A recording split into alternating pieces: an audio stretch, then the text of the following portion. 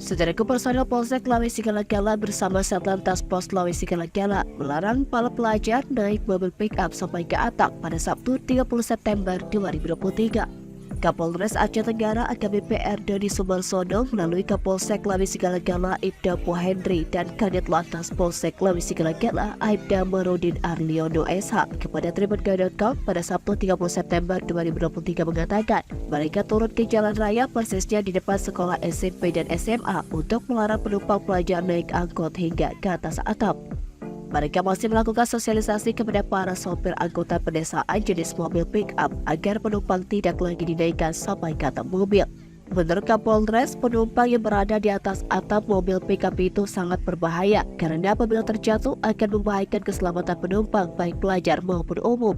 Seluruh anggota dilarang menaikkan penumpang sampai di atap mobil. Hal ini dilakukan untuk mencegah terjadinya kecelakaan berlalu lintas di wilayah Aceh Tenggara. Di Aceh Tenggara, Astawilui, Tribun Gayo.